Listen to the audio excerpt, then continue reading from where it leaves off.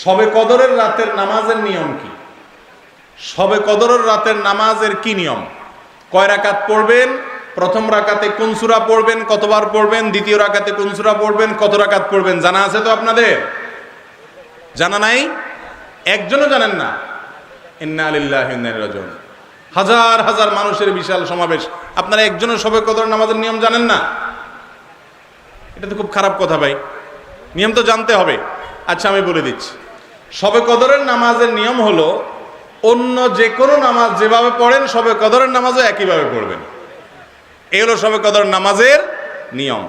এমন কোনো কথা নাই যে শবে কদরের নামাজে প্রথম রাকাতে সূরা ফাতিহার পর অমুক সূরা এতবার পড়তে হবে, দ্বিতীয় রাকাতে ততবার পড়তে হবে, এরকম কোনো কথা কোরআন হাদিসে, এগুলা মন গড়া বিভিন্ন সিস্টেম, বিভিন্ন পদ্ধতির কথা, বিভিন্ন আপনার বাজারে নামাজ শিক্ষার বই নামে অনেক বই আছে, সব বই না, কিছু কিছু বই আছে, এইসব বইতে শবে কদরের নামাজ এত রাকাত, প্রথম রাকাতের এই নিয়ম, দ্বিতীয় রাকাতের ওই নিয়ম, এরকম বিভিন্ন কথা বলা আছে। এগুলো সব ভিত্তিহীন, মন গড়া, এগুলো কোরআন হাদিসে নাই। কোরআন হাদিসে লাইলাতুল কদরে অন্য রাতের মতো আপনি নামাজ পড়বেন, একটু লম্বা সময় নিয়ে পড়বেন। যে কোনো রাতের নামাজ, তাহাজ্জুদের নামাজ লম্বা সময় নিয়ে পড়তে হয়, দীর্ঘ রাকাত, দীর্ঘ রুকু, দীর্ঘ সিজদা, আস্তে আস্তে তেলাওয়াত, আস্তে আস্তে তাসবিহ এবং সময় নিয়ে পড়বেন।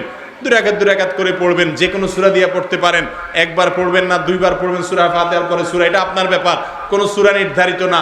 আপনি লাইলাতুল কদরের একটা জিনিস নির্ধারিত, সেটা হলো একটা দোয়া হাদিসে বর্ণিত হয়েছে, আম্মা জানা আয়েশা রাদিয়াল্লাহু তাআলা আনহাকে নবী করিম সাল্লাল্লাহু আলাইহি সাল্লাম শিক্ষা দিয়েছেন, তুমি যদি লাইলাতুল কদর পাও তাহলে দোয়া করবা। কি দোয়া?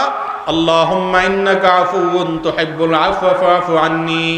আল্লাহ আপনি ক্ষমাশীল, ক্ষমা করতে ভালোবাসেন, অতএব আমাকে ক্ষমা করে দেন। ক্ষমা করতে ভালোবাসেন, অতএব আমাকে ক্ষমা করে দেন।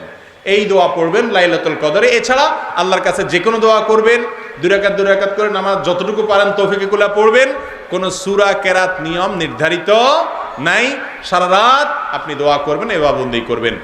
আর এই শবে কদর পাওয়ার জন্য, শবে কদরের ইবাদতের আশায় রমজানের শেষ রাতে, শেষ 10 রাতের সবগুলোতে, বিশেষ করে বেজরগুলোতে বেশি বেশি করে করবেন। শুধু 27 তারিখকেই করবেন, অন্যগুলোতে ঘুমাবেন। এটা সুন্নাহ সম্মত লাইলাতুল কদরের তালাশ নয়।